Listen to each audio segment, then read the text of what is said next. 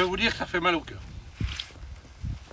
Je suis pas émotif, mais quand vous tenez des bêtes de 15 mois dans vos jambes et que votre vétérinaire vous dit celle-là on peut pas la sauver, eh ben je peux vous dire que ça vous remet les tripes.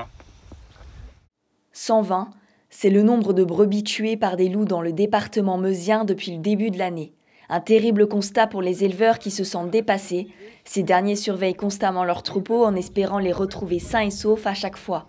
Le troupeau présent sur cette parcelle a été gravement touché par une attaque. Je ne souhaite pas revivre ça. Donc c'était le 19 janvier 2025. J'ai eu une attaque de loup sur 43 bêtes qui sont dans la pâture qui est juste derrière nous. Là aujourd'hui, il y a 100 bêtes.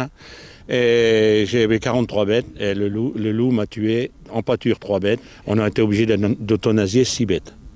Donc c'est quand même crève-cœur. Et une après-midi complète avec le vétérinaire pour recoudre et agrafer 11 bêtes.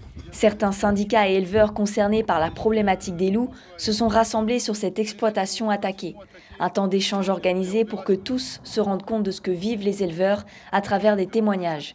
Une manière d'axer la conversation vers le mal-être humain et animal. Certes, le loup tue directement certaines brebis, mais derrière, il en esquinte, il en abîme, il en blesse. Et je ne vous parle même pas de l'impact derrière des brebis qui survivent, mais qui ont avorté et autres. Il y a un impact moral à la fois sur l'éleveur, mais aussi sur les animaux. En Haute-Marne, une meute de loups a attaqué et tué plus de 700 bêtes. Les éleveurs meusiens craignent que la meute se déplace jusque dans le département et provoque une explosion des cas. On a un système qui est la polyculture élevage qui est important en Meuse et qui est adapté à la Meuse. C'est le modèle entre guillemets économique de nos exploitations qui fonctionne bien comme un territoire. On est en zone intermédiaire.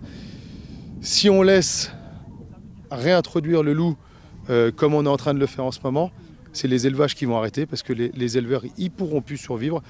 Donc c'est l'arrêt de l'élevage, c'est la perte de souveraineté alimentaire.